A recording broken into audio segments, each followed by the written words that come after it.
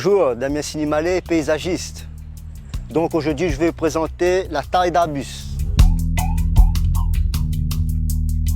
Donc on va partir sur le Duranta erecta. C'est une variété d'arbus plein soleil, donc avec une floraison en été. Pour la taille, je vais utiliser ce type de cisaille là. Donc selon la hauteur de la plante, on a plusieurs modèles de cisaille. Ici en hauteur et celui-là pour les petits arbustes.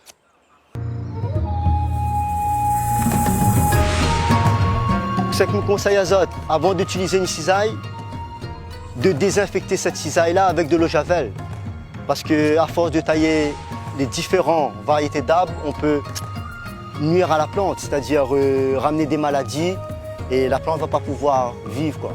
Un peu de dégrippant dans les joints et sinon avoir une petite lime ou un queue de rat pour pouvoir mieux affûter la lame en fait.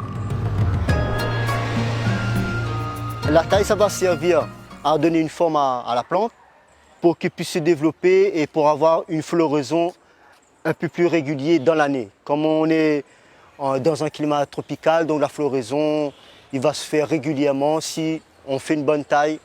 Sur ce petit arbre, je vais aller sur les formes cylindriques afin de pouvoir couper les bourgeons et de séparer les touffes en fait. C'est de séparer les arbustes afin qu'ils puissent respirer normalement et se développer un à un tranquillement.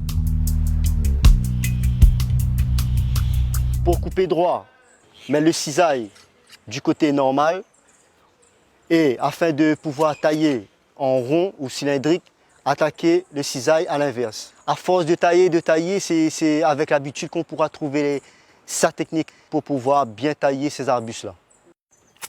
Coupe droit. On va couper juste les petits bourgeons afin d'égaliser le tour. Et je vais arrondir la tête de l'arbuste. Et là, je vais incliner la cisaille.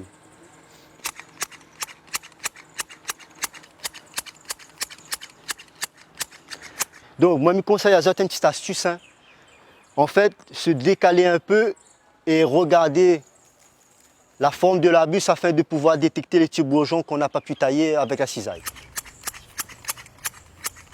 Ben là, je vais garder les arbustes de tous la même forme. Et en fonction, en grandissant, je vais modifier sa forme en fonction de sa grandeur et en fonction du massif aussi. Donc, par exemple, mettre les arbustes en hauteur qui sont derrière plus haut et les petits arbustes je vais les tailler plus petits qui sont devant le massif. C'est trouver son inspiration tout seul en fait. Donc écouter la nature et laisser le cœur et l'esprit agir tout simplement.